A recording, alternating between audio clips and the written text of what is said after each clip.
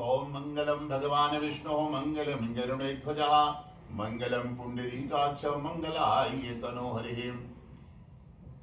आज बड़ा ही अच्छा दिन है हमारे भारत में।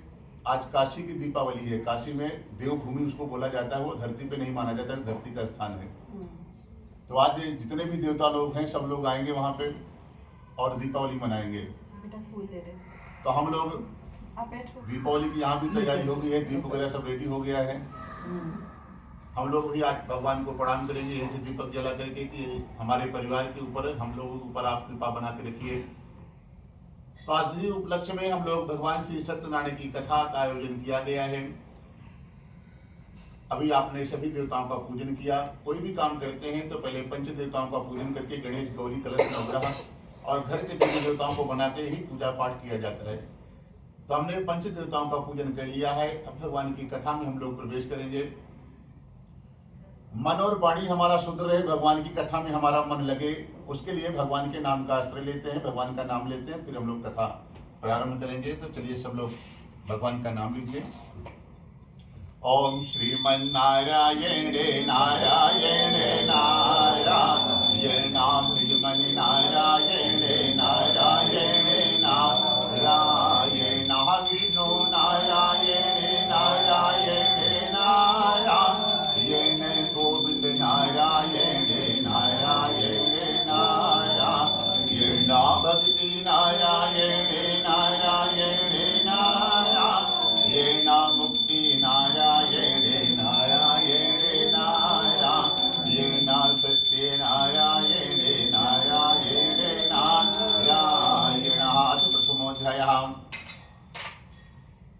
कहते हैं एक समय की बात है, नैमिषारण्य तीर्थ स्थान पर शंकादिक ऋषियों ने एक दिव्य सभा लगाई और वहां पर इतना बड़ा आश्रम था नैमिषारण्य में कि 88,000 महात्मा संत जन हमेशा वहां पर रहते थे। एक दिन महात्माओं के मन में विचार आया कि सतयुग द्वापर त्रेता में सबके यहाँ सत्कर्म होता था, पूजा पाठ, सबके घर में गौपालन होता था। और अभी कलयुग का समय आने वाला है, इसमें लोग ज्यादा से ज्यादा लोग पूजा पाठ से सब दूरी बना लेंगे, किसी के घर में गौपालन नहीं होगा और गाय को छोड़कर के लोग कुत्ता बिल्ली पालना चालू कर देंगे, जिससे सबके घर में अशांति आ जाएगी। और फिर मनुष्यों का कल्याण कैसे होगा? नाना प्रकार की समस्या, जीवन में लड़ाई झगड़ा, परेशानी, बीमारियां, बच्चे बात नहीं सुनना, सब प्रकार की समस्या उत्पन्न हो जाएगी, जैसे धर्म हमसे दूर होगा। तब ऋषियों ने विचार किया कि हम लोग कोई ऐसी व्यवस्था बना देते हैं जिससे कि मनुष्य जीवन में कभी एक बार भी भगवान की शरणागति ले ले, उस पूजा को कर ले, तो हमेशा हमेशा की भगवान श्री कृष्ण की, नारायण की कृपा उसके परिवार पे बनी रहे। इसी बात को लेकर के महात्माओं ने एक बहुत बड़ी सभा बुलाई है। आपस में सब लोग चर्चा कर रहे थे, कोई किसी निराकरण पे नहीं पहुंच रहा था कि हम कलयुग के मनुष्यों के लिए कौन सा उपाय है जिसमें मेहनत कम करनी पड़े और पुण्य ज्यादा मिल जाए और वो आजीवन हमेशा भगवान की कृपा हमारे ऊपर बनी रहे। तो किसी को कोई मार्ग नहीं मिल रहा था। उसी मार्ग से श्री सूर्य महाराज जा रहे थे। उनकी दृष्टि पड़ी कि आज ये सनकादिक ऋषि किस चिंता में बैठे हुए हैं, चलिए हम भी चल करके देखते हैं। जैसे सूर्य महाराज उस सभा में पहुंचते हैं, 88,000 महात्मा सब लोग खड़े हो गए। खड़े होकर के सबने प्रणाम किया और सूर्य जी की महाराज की उम्र बहुत छोटी है, मात्र वो 16 साल के हैं। उनके मन में संकोच हुआ कि यहाँ पर तो 10-10 हजार वर्ष के, 1 लाख वर्ष के महात्मा बैठे हैं और ये सब परम ज्ञानी हैं, उम्र में भी बड़े हैं, ये हमको क्यों प्रणाम कर रहे हैं? तो जब मन में उनको संकोच हुआ तो कुछ महात्माओं ने कहा कि हमारे सनातन धर्म की सुंदरता है कि कोई धन में बड़ा होता है, कोई उम्र में बड़ा होता है, कोई बुद्धि में बड़ा होता है, कोई पैसे में बड़ा होता है, परंतु जो ज्ञान में बड़ा होता है वो सर्व जगह पूजनीय है। हे महात्मन, आप संत स्वरूप हैं, आपके ज्ञान को हम लोग प्रणाम कर रहे हैं। सभी ऋषियों ने उनको बुलाया, पूजन किया और एक आसन पर बिठाया। तो महात्माओं ने प्रश्न किया कि हे मुनिवर, आप ही बताइए कि हम कलयुग के मनुष्यों के लिए ऐसा कौन सा पूजा पाठ है, क्योंकि आप तो स्वयं व्यास जी के शिष्य हैं, आप तो परम ज्ञानी हैं, आपके गुरु जी ने आपको सब विद्या पढ़ाई हुई है। आप हम लोगों से ज्यादा विद्वान हैं, आप ही बताइए कि हम लोग कलयुग के मनुष्यों के लिए ऐसा कौन सा पूजा पाठ दान है जो बता दें और वो मनुष्य जीवन में एक बार भी कभी भी कर ले नियम के साथ, तो हमेशा हमेशा के लिए भगवान श्री हरि नारायण की कृपा उसके परिवार पर बन जाए। तब सूत जी ने कहा कि आप लोगों ने बड़ी अच्छी बात पूछी है, हम आपको उसके लिए एक छोटी सी कथा सुनाते हैं। कहते हैं एक दिन की बात है, नारद जी के मन में विचार आया कि चलो आज हम समस्त लोगों में भ्रमण करने के लिए चलते हैं। नारद जी का विभाग भी वही है कि समस्त देवी देवताओं का हाल समाचार रखना है, मनुष्यों का, राक्षसों का, सबका उनको ध्यान रखना है। तब भगवान ये नारायण बुला ले, किसका समाचार पूछ लें, तो उनको जानकारी रखना जरूरी है। उसी विषय में नारद जी निकले हुए थे, समस्त लोगों में गए, देवताओं का हालचाल पूछा, सब लोग प्रसन्न थे। धरती पर आए तो नारद जी धरती पर आए, जहां जहां भी गए कोई मनुष्य इनको सुखी नहीं मिला, तो एक आश्रम दिखाई पड़ा और वहां पूछे कि भाई ये किसका आश्रम है। उस आश्रम से बड़ी जोर जोर से आवाज आ रही थी। तो जो साथ में कुछ संत थे उन्होंने कहा कि मौनी महाराज का आश्रम है। बोले लगता है कलयुग लग गया। मौनी महाराज है तो आश्रम में तो शांति होना चाहिए, इतनी तेज आवाज कोलाहल आ रही है। फिर नारद जी थोड़ा और आगे बढ़े तो एक बहुत बड़ा सा महल दिखाई पड़ा, हवेली, बहुत बड़ा आश्रम था, सारी सुख सुविधा उसमें, बड़ी बड़ी गाड़ियां, सब व्यवस्था था। तो नारद जी ने पूछा कि भैया ये किसका घर है। बोले सब त्यागी बाबा का है, ये सब कुछ त्याग चुके हैं माया मोह। बोले जब माया मोह त्याग दिए, इतनी बड़ी बड़ी गाड़ी हवेली है, जब माया को अपनाए होते तब क्या होता है इनका। बोले यहाँ तो घोर कलयुग चल रहा है। फिर और आगे बढ़े, एक घर दिखाई पड़ा और वहां पर 10-15 बच्चे घूम रहे थे। बोले भैया ये बच्चे किसके हैं। बोले सब ब्रह्मचारी जी के हैं। बोले यहाँ तो घोर कलयुग है।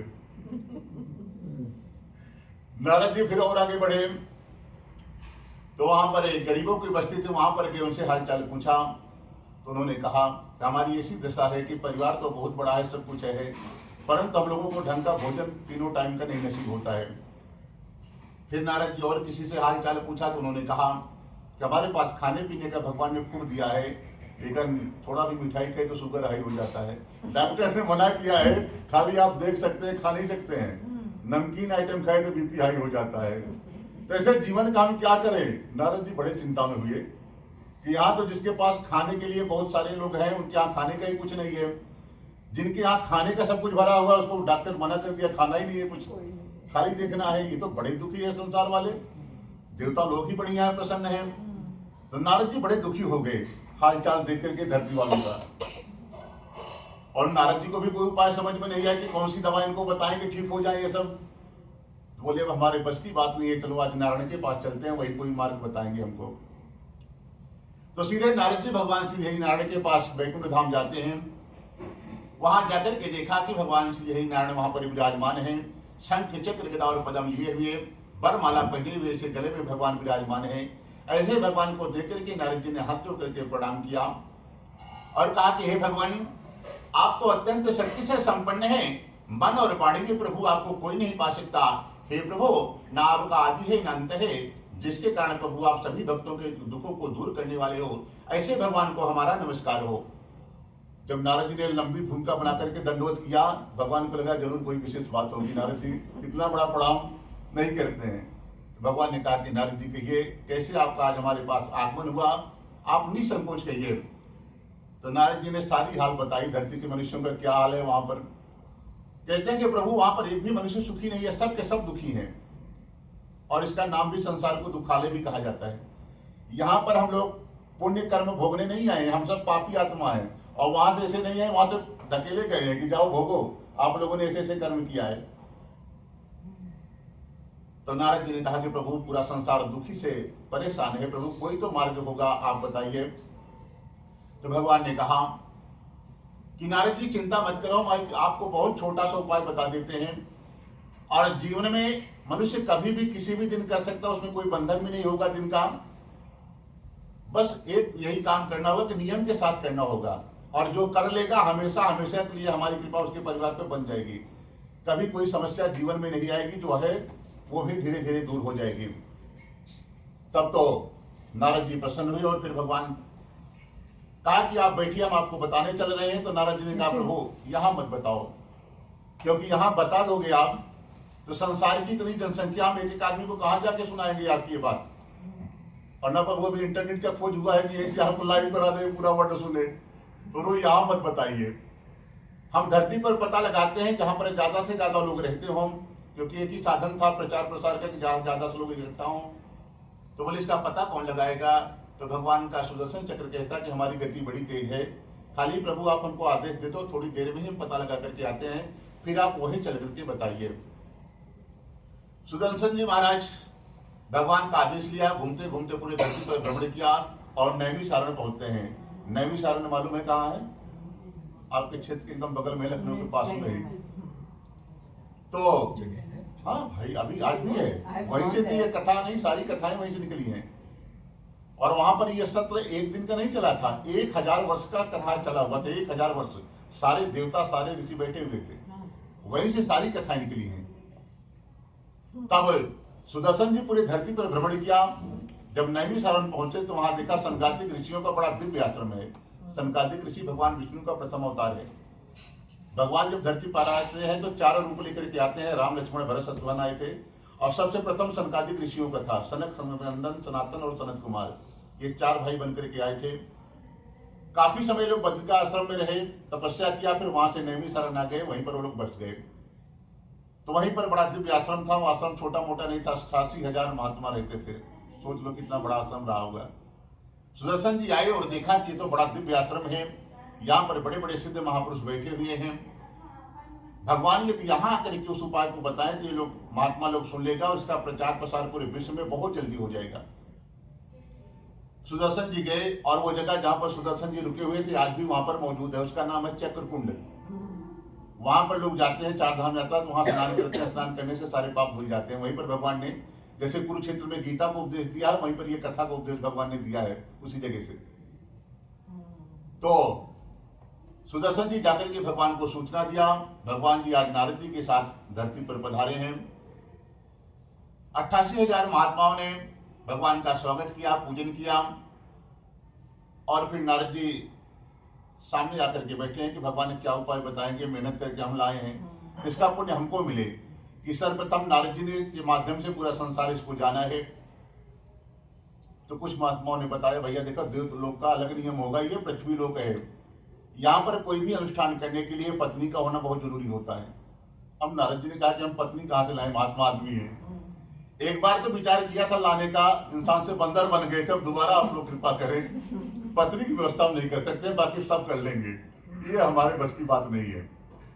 तो महात्माओं ने कुछ ने कहा कि भैया देखो ब्रह्मचारी लोग के और साधु संतों के लिए छूट होना चाहिए। तो महात्माओं ने सपोर्ट किया। तब नारद जी मुख्य यजमान बन करके आगे बैठे, जैसे आप यहाँ पर विराजमान हो, सब भगवान जी सामने विराजमान है अभी। तो नारद जी भगवान से प्रश्न किया, प्रभु सबसे पहले तो उसका नाम बताइए कि जो आप बताने जा रहे हैं संसार वाले उसको किस नाम से जानेंगे। तो बोले वो कोई एक ऐसा हमारा व्रत है, वो उसी को हम बता देते, उस व्रत को जो नियम के साथ जीवन में एक बार कर लेगा उसका कल्याण हो जाएगा। तो बोले उसका नाम क्या होगा? बोले सत्यनारायण व्रत कथा। व्रत की ही कथा है ये। इसमें पूरी कथा में यही कि साधु बनिया ने व्रत किया तो क्या हुआ, कलावती ने किया तो क्या हुआ, राजा ने किया तो क्या हुआ। ये पूरी कथा व्रत की कथा है। ये भगवान सत्यनारायण का बहुत विशेष व्रत है, ये सत्यनारायण का व्रत। तो भगवान ने कहा कि उसका नाम सत्यनारायण व्रत कथा होगा। फिर नारद जी ने कहा कि इसको किस दिन करना श्रेष्ठ होगा। भगवान ने कहा कि इसको आप कभी भी कर सकते हैं, इसमें दिन का कोई बंधन नहीं होगा, जब भी आपको सुविधा लगे 365 दिन में। फिर बोला कि और क्या नियम होगा? तो भगवान ने कहा कि सुबह से शाम तक व्रत रखिए और शाम के समय अपने भाई बंधु मित्रों को बुलाइए, भगवान का पूजन का आयोजन कीजिए और फिर जो कथा का महात्मा है उसका श्रवण कीजिए। और जब कथा हो जाए तो जितने लोग को बुलाए हैं उनके लिए भोजन की व्यवस्था है तो भोजन भंडारा कराइए, नहीं तो प्रसाद की व्यवस्था है तो प्रसाद कराइए। जब सबको मिल जाए तो मुख्य यजमान को बाद में भोजन प्रसाद ग्रहण करना चाहिए। और इसका एक नियम और होता है कि जिस दिन आप कथा करेंगे, भगवान का पूजन करेंगे, उस दिन जब तक आप नहीं सोएंगे भगवान के नाम को लेते रहना होता है। श्रीमन नारायण नारायण के या सीताराम सीताराम जो भी आप जानते हो, वो खाली आप जब तक नींद ना आए, जब से आप पूजा करेंगे उठेंगे और जब तक नहीं सोएंगे तब तक भगवान का नाम मत छोड़िए। तो संसार में ऐसा कोई भी वस्तु नहीं है भगवान जो आपको दे नहीं देंगे, सब कुछ दे देते हैं भगवान। खाली नियम आपको पार लगाना उस कथा का। भगवान ने पूरा उपाय बताया। बता करके नारद जी वो वैकुंठ धाम भगवान चले जाते हैं। तब नारद जी ने कहा समस्त संसार में जो भी मनुष्य इसको करेगा उसका कल्याण हो जाएगा, और फिर पूरी बात बता करके भगवान वैकुंठ चले गए। बोलो श्री सत्यनारायण भगवान की जय।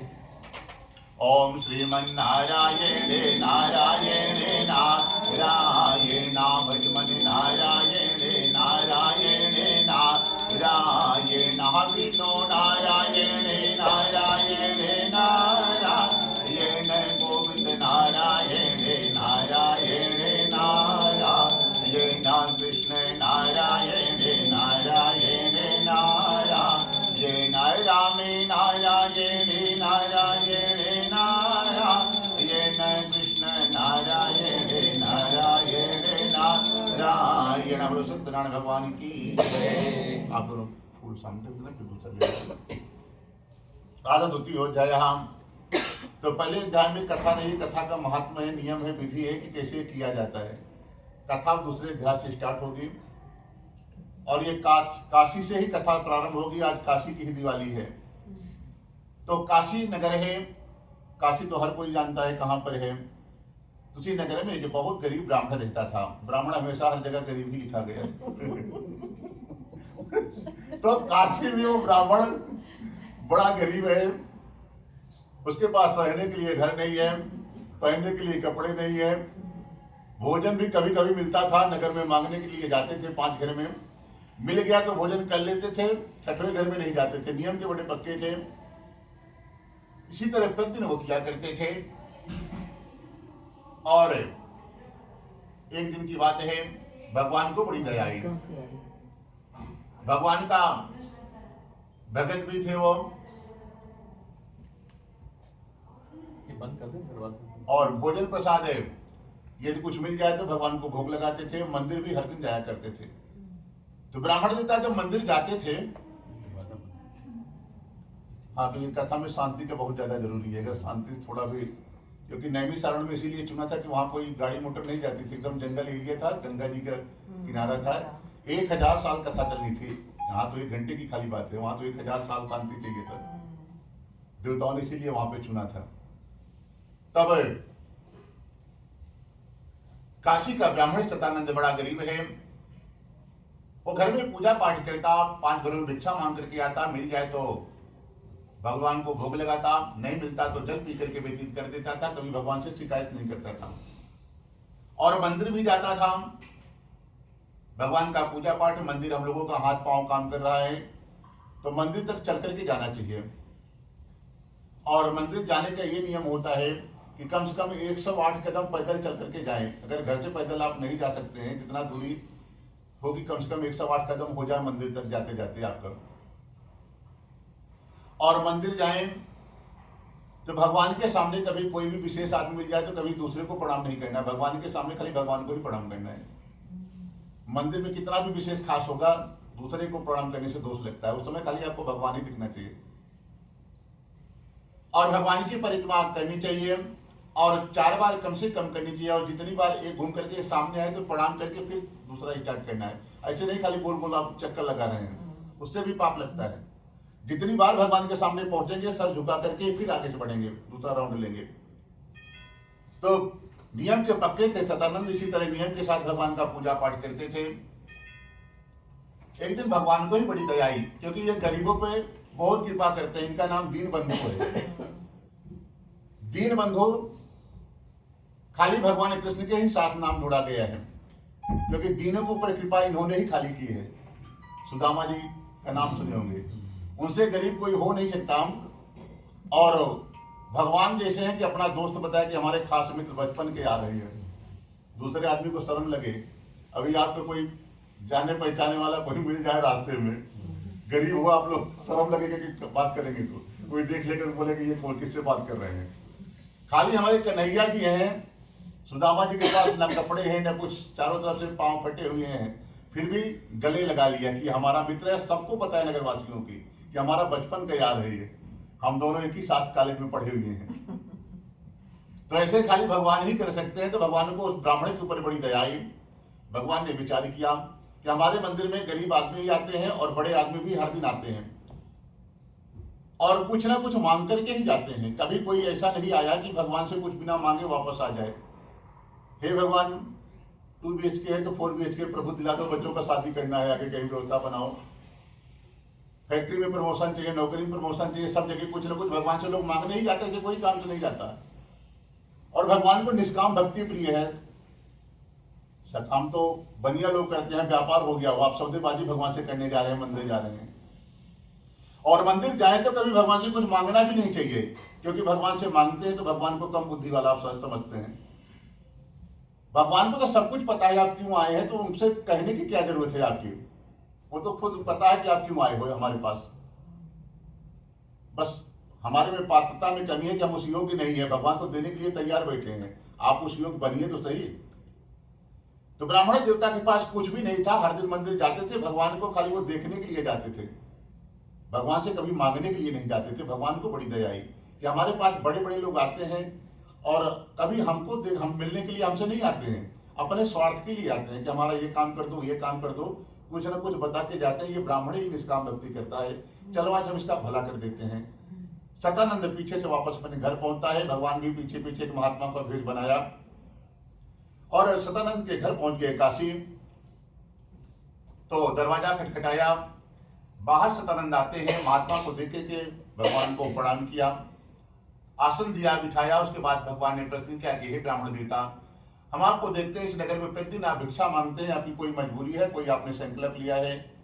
तो ब्राह्मण देवता ने कहा कि हमारे घर की हालत देखकर के आपको पता चल गया हो कि हमारे पास क्या है क्या नहीं है, ये हम मजबूरी में भिक्षा मांगते हैं। यदि कोई इसका उपाय आप जानते हो तो आप उनको बता दें, हम भी घर में सुख शांति से रहें। तो भगवान ने कहा कि ठीक है ब्राह्मण देवता, एक सत्यनारायण भगवान की ऐसी व्रत कथा है जिसको आप जीवन में एक बार कर लोगे तो उसी दिन से आप दाता से भिखारी से दाता बन जाओगे, आप भीख मांगने का काम ही खत्म हो जाएगा। तो बोले उसके लिए क्या करना होगा हमको? तो भगवान ने कहा कि सुबह से शाम तक व्रत रखिए, शाम के समय अपने भाई बंधु मित्रों को बुलाइए, जितने लोग को आस पड़ोस के लोग रहते हो, रिश्तेदार जो भी हों, और शाम के समय भगवान का पूजन करिए, भगवान के कथा का श्रवण कर लीजिए। कथा समाप्त हो जाए तो ब्राह्मणों को भोजन कराइए, इतने लोग को बुलाइए, भोजन की व्यवस्था है तो भोजन कराइए, नहीं तो चढ़ामित प्रसाद दीजिए। उसके बाद सब लोग चले जाएं तो मुख्य यजमान को बाद में भोजन प्रसाद आदि ग्रहण करना चाहिए। और एक नियम होता है कि जब तक आप सोएंगे नहीं तब तक भगवान के नाम को लेते रहना, जिस दिन आप पूजा करना, खाली इतना ही कर लेना। इतना करने मात्र से ही अगले दिन से ही आपको ये भीख मांगने का काम ही खत्म हो जाएगा, आप दाता बन जाओगे, देने वाला। ब्राह्मण देवता बड़े प्रसन्न हुए, भगवान ने उपाय बता करके चले गए। अब शाम का समय हुआ, ब्राह्मण देवता बड़े चिंता में बैठ गए कि भगवान का पूजन करेंगे कैसे, उसमें तो फूल लाना है, फल लाना है, मिठाई लाना है, हमारे पास खाने तक की व्यवस्था नहीं है, अब ये कैसे करें। भगवान के सामने घर में बैठा मंदिर के सामने वो पूरी रात भगवान से रोता रहा कि प्रभु आपकी पूजा कर पाए इतनी हमारे अंदर सामर्थ्य नहीं है। प्रभु आपने जैसे महात्मा को भेजा है, उपाय बताया है, वैसे ये सारी व्यवस्था भी आपकी ही जिम्मेदारी, हमारे बस की बात नहीं है। परंतु कल ही हम पूजा करना चाहते हैं, क्योंकि एक महात्मा को हमने वचन दे दिया है कि कल अपने घर पर भगवान का पूजन करेंगे। तो प्रभु हमारी पूजा आप हमारे हाथों से अपनी पूजा प्रभु करा लीजिए। और भगवान का पूजा कोई भी नहीं कर सकता। आप पैसे से चाहें कि हम कर लेंगे तो नहीं कर सकते जब तक भगवान खुद नहीं चाहे कि आप करो। आप दिन तारीख रख लोगे, कोई ना कोई अड़चन ऐसा समस्या मीटिंग में फंसा देंगे कि आपके पास टाइम ही नहीं निकलेगा। तो जो उनकी विशेष कृपा होती है तभी वो कथा सुनने का मौका देते हैं भगवान,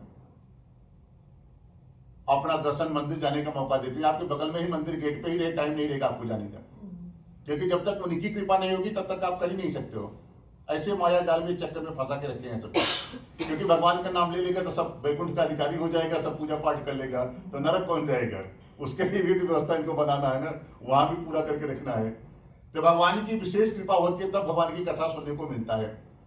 तो समझ लो आज बहुत बड़ी विशेष कृपा है, भगवान के देव दीपावली के दिन भगवान का पूजा करने का मौका मिला। ब्राह्मण देवता भगवान से प्रार्थना किया कि प्रभु ये व्यवस्था आपको ही करनी है। और फिर पूरी रात भगवान से प्रार्थना करता रहा। सुबह उठा है, स्नान ध्यान करके 5 घरों में भिक्षा मांगने के लिए गया। तो भगवान ने आज इतनी व्यवस्था कर दिया कि 5 घर में उसको भोजन की व्यवस्था हो गई, भंडारे की, फल फूल प्रसाद की, इतना धन दिला दिया। तब तो ब्राह्मण देवता रोने लगा, हे प्रभु इसी नगर में मैं हर दिन भिक्षा मांगने के लिए आते थे, आज तक इतना धन नहीं मिला। लगता है आप हमारे दुख को दूर करना चाहते थे, तभी हमारे घर महात्मा भेजे और आज सारी व्यवस्था भी आपने कर दिया। भगवान के पूजन के लिए बढ़िया बढ़िया पके केले के फल, शक्कर, घी, दूध, दही आदि सारी व्यवस्था लाया। सुबह से शाम तक व्रत रखा और शाम के समय अपने भाई बंधु मित्रों को बुलाया और बुला करके भगवान से कथा को कर रहा था। जब कथा समाप्त हो गई तो उन्होंने देखा जितने लोग सामने बैठे हुए हैं, कथा के बाद में भगवान को कुछ अर्पण करना चाहिए। तो कोई जो किसान लोग थे, कोई अनाज लेके क्या था, आप लोग तो गांव नहीं देखे होंगे, गांव के बाद लोगों के पास पैसा नहीं होता है तो कोई चावल लेके आता है, कोई दाल कुछ लेके कथा के बाद भगवान के सामने चढ़ा देता है वो। तो देखा कि ये सब तो लेके आए हैं, कुछ ना कुछ, हमारे पास तो कुछ है ही नहीं है, और लगता है कथा के बाद भगवान को कुछ चढ़ाना चाहिए, खाली कथा नहीं सुननी चाहिए। फिर से दुखी हो गया ब्राह्मण। फिर विचार किया कि भगवान तो इतना निर्दयी नहीं है कि संसार में भेजा है तो कुछ ना कुछ देके ही भेजता है, वो खाली हाथ किसी को नहीं भेजता। तो बोला कि हमको क्या चीज दिया है, तो उसको समझ में आया हमारे पास गरीबी दी है। धन नहीं दिया तो कोई बात नहीं, गरीबी तो है हमारे पास, उसको चढ़ाने में हमारा क्या जा रहा है। भगवान से हाथ जोड़ा, प्रभु देने के लिए हमारे पास गरीबी और परेशानी के अलावा कुछ नहीं है, हम यही आपके चरणों में अर्पण कर देते हैं। और भगवान तो कहते हैं आप जो भी समस्या कुछ भी है भगवान के सामने आप देने के लिए एक बार जाइए तो सही, भगवान सब कुछ ले लेते हैं। उस ब्राह्मण की समस्त गरीबी परेशानी ग्रहण कर लिया। अगले दिन इतना धन दिला दिया कि इसे रहने खाने की सारी व्यवस्था उसकी बन गई, और संसार में जब तक रहा हर महीने भगवान का पूजन करना घर पर चालू कर दिया, और दिनों दिन उसका सब कुछ बढ़ता रहा। अंत में वो परम धाम वैकुंठ को जाता है। तभी और महात्माओं ने कहा उस ब्राह्मण की कथा करने के बाद और कहां पर क्या कथा हुई है तो हमको और जानने की इच्छा हो रही है। कहते उसी नगर में एक लकड़हारा भी रहता था, वो भी बड़ा गरीब था। एक दिन की बात है कि उस लकड़ी बेचते बेचते सुबह से शाम हो गई, लकड़ियां नहीं बिक रही हैं, और उसके रास्ते में बड़ी जोर से भूख लग गई। पास में पैसा नहीं था कि उस दुकान से लेकर के खा सके। तो रास्ते में एक ब्राह्मण का घर दिखाई पड़ा, सोचा चलो वही मांग करके देखते हैं। जो वहां पर गया तो देखा ब्राह्मण देवता घर पर पूजन कर रहे हैं, लकड़हारा लकड़ियों को बाहर रखता है, और भगवान के पूजन में जाकर के सम्मिलित हो गया। भगवान की कथा को सुना, उसके बाद फिर पूजन को देखा। उसके बाद जब पूजन पूर्ण हो गया तो भगवान को प्रणाम किया, ब्राह्मण देवता को प्रणाम किया, और आकर के पूछता है कि हे ब्राह्मण देवता, ये शाम के समय आप कौन सा पूजा कर रहे हैं और आप क्यों कर रहे हैं, और ये पूजा करने से क्या फल मिलता है। ब्राह्मण ने कहा कि हमको तो आप जानते होंगे थोड़े दिन पहले सबसे गरीब आदमी थे इस नगर के, हमको इस कथा ने एक महात्मा इस कथा की विधि नियम को बताया, और हमने जीवन में उसको नियम पूर्वक कर लिया, मनमाना नहीं करना। कथा का जो नियम है नियम के साथ कर लिया, और पहली कथा में ही भगवान ने इतना धन दे दिया कि हमारा ये झोपड़ी से पूरा महल तैयार हो गया, सारी सुख सुविधा बढ़ती ही जा रही है, और हर महीने भगवान का पूजन करते हैं। तब तो लकड़हारा पूरा विधि उसने भी पूछा और कहा कि हमको भी बता दें, क्योंकि हमारे घर में भी बहुत गरीबी परेशानी है और हमारे भी दुख दूर हो जाएंगे। पूरा उपाय पूछ करके लकड़हारा भी अगले दिन जिस नगर में धनवान लोग रहते थे ऐसे सुंदर नगर में गया है, और आज उसकी भी लकड़ियां 1 घंटे में बिक गई हैं। और प्रतिदिन से 4 गुना ज्यादा धन मिल रहा था। जब पूजा का संकल्प लेकर के गया कि आज जितना भी धन मिलेगा हम भगवान का पूजन करेंगे, तब तो लकड़हारा भी सोचने लगा कि इसी नगर में हम हर दिन बेचते थे लकड़ियां, सुबह से शाम तक पूरा लेके आते थे, पूरा लेके लौट जाते थे, कभी कभी तो एक बंडल भी नहीं बिकता था, और आज हम 10 बता रहे तो लोग 40 रुपए दे रहा है। लगता है भगवान भी हमारे ऊपर भी कृपा करना चाहते हैं। तो उसने भी बढ़िया बढ़िया भगवान के पूजन के लिए पके केले के फल, शक्कर, घी, दूध, दही आदि सारी व्यवस्था को बनाया। शाम के समय भगवान का पूजन किया। उसने भी कहा कि हे प्रभु, हमारे जीवन में हमारे घर में भी परेशानी गरीबी के अलावा कुछ नहीं है, जैसे आपने सतानंद ब्राह्मण के ऊपर कृपा की वैसे हमारे ऊपर भी कृपा करिए। भगवान ने उसके समस्त संकट को ग्रहण कर लिया, उसको भी धन वैभव आदि दे करके अंत में वो भी परम धाम को चला जाता है। बोलो श्री सत्यनारायण भगवान की जय। ओम श्रीमन्नारायण नारायण नारायण भजमन नारायण नारायण नारायण राम नारायण नारायण नारायण कृष्ण नारायण नारायण नारायण भक्ति नारायण नारायण नारायण मुक्ति नारायण नारायण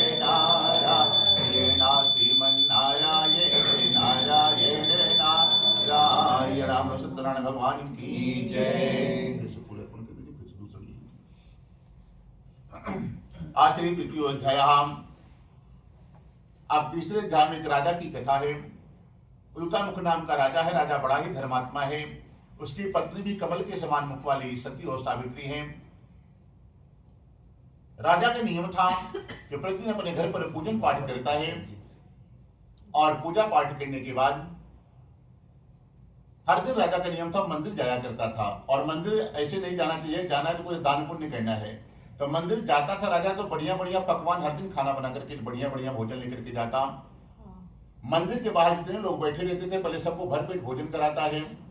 जिनके तन पे फटे पुराने कपड़े होते थे राजा सबको कपड़े हर दिन बांटता था, और पूछता था कि आपको किस चीज की जरूरत है, हम आपकी क्या मदद कर सकते हैं। पूछ पूछ करके राजा उनके दुखों को दूर करता। उसके बाद मंदिर जाया करता था। तो और आजकल के हम लोग क्या करते हैं, उनको अनदेखा करके सीधे मंदिर पहुंच जाते हैं। अरे हम भी तो मांगने ही जा रहे हैं, वो भी मांगने के लिए बैठा है, बस नियम है को बाहर मांग रहा है, आप अंदर मांगने जा रहे हो। तो राजा सबको प्रसन्न करके मंदिर जाता, भगवान का पूजन पाठ करता, बड़ा उदास रहता। तो एक दिन पुजारी ने पूछा कि राजन, आप तो राजा है, भगवान ने आपको इतना धन वैभव सब कुछ दिया है, आप इतना उदास भाव से क्यों हर दिन मंदिर आते हैं, और इतना हम ब्राह्मणों को दान करते हैं, गरीबों में बांटते हैं पैसे रुपए, भोजन, अन्न, कपड़ा। तो राजा ने कहा कि भगवान ने हमें सब कुछ दिया है, संतान एक भी नहीं दी है। भगवान सबको सब कुछ नहीं देते हैं, जीवन में एक कमी सबके छोड़ देते हैं। तो राजा के पास सब कुछ था, संतान एक भी नहीं थी। तो राजा ने पुजारी को बताया, किसी कारणवश कभी हमको हंसी नहीं आती है, भगवान ने धन दिया है, एक बेटा बेटी कुछ भी दे देता तो मन को शांति रहती है, इसी कारणवश कभी हंसी नहीं आती है। तब पुजारी ने कहा कि राजन आप चिंता न करें, हम आपको एक छोटा सा उपाय बता देते हैं, खाली आप उसी को कर लेना और 1 साल के अंदर ही संतान हो जाएगी, 365 दिन से 66 दिन नहीं होगा। तब तो राजा तुरंत ब्राह्मण को प्रणाम किया और कहता है कि हमें उपाय बताएं। तो उनको वही उपाय बताया कि एक सत्यनारायण भगवान की ऐसी कथा है जो मन वांछित फल देती है। जो भी आप मन में इच्छा करके जिस उद्देश्य से भी उस आयोजन को करेंगे, वो कथा ही आपकी समस्त मनोकामना पूरी कर देती है। भगवान से मांगने की जरूरत ही नहीं है, कुछ कहना ही नहीं है। तो पूछा क्या करना होगा। पुजारी ने कहा सुबह से शाम तक व्रत रखना, शाम के समय अपने भाई बंधु मित्रों को सबको बुला लेना, पंचदेवताओं का पूजन करना और भगवान श्री सत्यनारायण की कथा का श्रवण कर लेना। कथा जब पूर्ण हो जाए तो ब्राह्मण को भोजन करा देना, जितने लोग को बुलाए रहना सबको भोजन भंडारे की व्यवस्था कर देना, और सब भोजन प्रसाद कर लेंगे तब राजा रानी आपको भोजन प्रसाद ग्रहण करना है। और संतान पाने के लिए इस कथा को किसी पवित्र नदी के किनारे या कोई नदी का संगम हो वहां करना चाहिए। पूरा उपाय पूछ करके राजा रानी अपने घर आते हैं। अपने मंत्रियों को बताया कि हमारे नगर के पास में एक भद्रशिला नामक नदी है, वहां पर यह आयोजन किया जाए। तो राजा के नगर के पास मंत्रियों ने बढ़िया अगले दिन भद्रशिला नदी के किनारे टेंट हाउस की व्यवस्था बढ़िया बेदी मंडप से भगवान का दरबार सजाया। राजा रानी सुबह से शाम तक व्रत रखे, शाम के समय अपनी पत्नी परिवार के साथ वहां पर गए हैं, जाकर के भगवान का पूजन कर रहे थे। तो उसी नगर में एक साधु नामक वैश्य रहता है। उसने देखा कि हमारे नगर का राजा ये शाम के समय कौन सा पूजा कर रहा है, क्योंकि इतनी देर रात तक तो राजा घर से भी बाहर नहीं निकलता है, कोई विशेष बात होगी तभी यहाँ तक शाम के समय इतनी देर रात तक पूजा कर रहा है। साधु बनिया नाव को किनारे ठहराया और जहां पूजन हो रहा था पीछे शांति से आके बैठ गया। कथा पूर्ण हुआ तो राजा को आकर के प्रणाम किया, भगवान को प्रणाम किया और पूछा है कि राजन आप किस उद्देश्य से यहाँ पर ये इतनी देर पूजन आप कर रहे हैं शाम के समय। तो राजा ने कहा कि हमारे पास कोई संतान नहीं है, हमको कोई पुजारी ने बताया है कि संतान पाना है तो इस अनुष्ठान को किसी पवित्र नदी के किनारे किया जाता है, तो 365 दिन के अंदर उसके परिवार में संतान हो जाती है, उसी की कामना के लिए हम लोग यहाँ पर पूजन कर रहे हैं। तब साधु बनिया कहता है कि देखो भैया समस्या हमको भी सेम है, सोने चांदी का कारोबार है, धन की कोई कमी नहीं है, सारी व्यवस्था है, परंतु संतान घर में एक भी नहीं है। राजा से पूरा उपाय पूछ करके साधु बनिया अपने घर गया और अपनी पत्नी को बताया कि हे देवी देखो आज हमने एक ऐसी कथा सुन करके आए हैं कि जिसको करने से संतान जिसके परिवार में नहीं होती है हो जाती है। तब तो सेठानी जी ने कहा सेठ जी हमको कल ही कराइए ये पूजा, परंतु सेठ जी इतने कंजूस थे कि कभी धन खर्चा करके धर्म किया ही नहीं था जीवन में। उन्होंने कहा कि लगता है बता करके फंस गए, क्या करें। और सेठानी जी जिद पे अड़ गई कि नहीं हमको पूजा कराना ही पड़ेगा आपको, ताकि हमारा भी वंश आगे चल पड़े। सेठ जी ने कहा कि देखो देवी राजा के पास बहुत सा धन था और वहां पर हमने देखा कि भंडारे की व्यवस्था हो रही थी, कई हजार लोगों को खाने की, लगता है इसमें बहुत पैसा खर्चा होता है, फल मिठाई फूल सब कुछ दिखाई पड़ रहा था, ये तो हमने धन खर्चा करके आज तक धर्म नहीं किया, ना हमसे होगा ये। एक काम करो देवी बगल में भगवान श्री नारायण का मंदिर है, चलो हम लोग चलते हैं, वही भगवान से प्रार्थना करते हैं, भगवान जरूर हमारी सुनेंगे। और भगवान को साधु बनिया की कथा में सुना था कि भगवान कहते हैं पत्रम पुष्पम फलम तोयम। भगवान को किसी के पास यदि पैसा नहीं है, दरिद्र दो प्रकार के होते हैं। एक 500-500 की गड्डी पॉकेट में रखेंगे, निकालेंगे ठंडी और रुपया ही ढूंढेंगे आर्थिक थाली में डालने के लिए। और एक है कि किसी के पास हाई नहीं हो, मजबूरी में ऐसे करता है।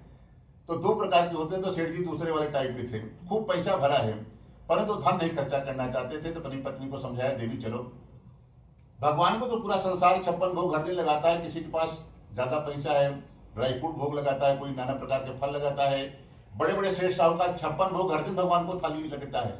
56 भोग हर दिन खाना बनेगा, भगवान को भोग लगेगा। जिसको जितना भगवान ने दिया है सामर्थ्य, वैसे हर दिन इनकी सेवा करता है। बोले इनको तो क्या जरूरत है ये सब फल मिठाई फूल की, भगवान तो खाली भाव के भूखे हैं।